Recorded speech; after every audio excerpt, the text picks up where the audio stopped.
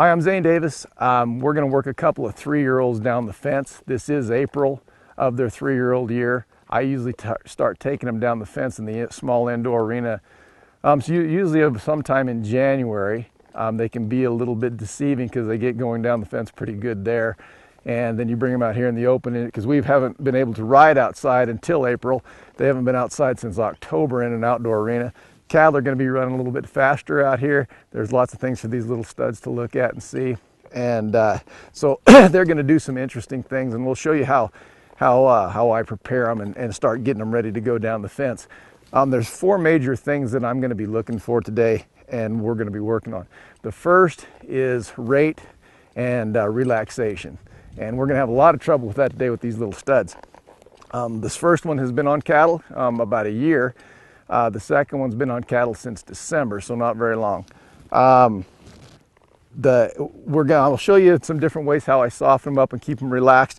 It's very important that a fence horse stays relaxed, because if he doesn't and he starts getting stiff, you lose control. Second thing we're going to worry about is his stop. Now, we've had some rain here and it's a little sticky. They're not going to be able to get stopped really well.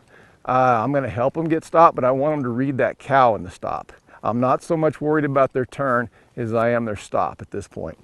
The third thing is we want them to finish the turn. A fence turn on a cow is not 180 degrees. It's at least 20% more, or 20 degrees more, or maybe more, depending on who you talk to. The reason that we want to finish a fence turn is we don't have to loop cows as much. If we get through that turn and then come out on the other side of the cow, we're not going to have to loop cows around the arena as often, and we're going to show the judge that we have more control. And a good judge that has shown himself usually will recognize that and pay you for it. And then the last thing is when we circle, we'll only circle some slow cows today, but when we circle, we're going to make sure that we're cupping that cow instead of just coming in at an angle on the cow to circle it. We want to be up there around that cow and showing a great deal of control. Both of these colts that we're going to show you today are both a little bit scared of cows. And so I think the last thing that we're going to try to remember is there is no such thing as a bad cow.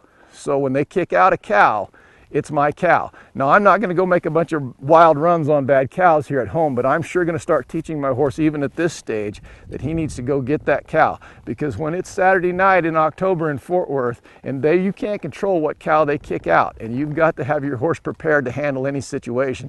And we're going to go ahead and start it at these beginning stages. My horse is calm, he's relaxed, running good, not scared of the cow. We're going to soften him up right here as that cow went around the corner because he got a little bit stiff on me. Ooh.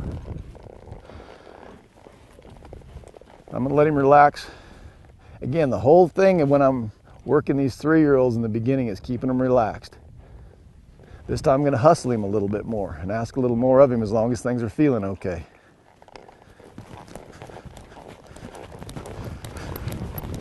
Cow didn't roll around, but there's no bad cows, so I'm going to go ahead and hustle him up here. He got good. He listened to me. Ooh. Loose rein, keep him relaxed. I'm going to push that hip in a little bit right there. Push the hip into that cow. I don't like hips in my way, but it teaches them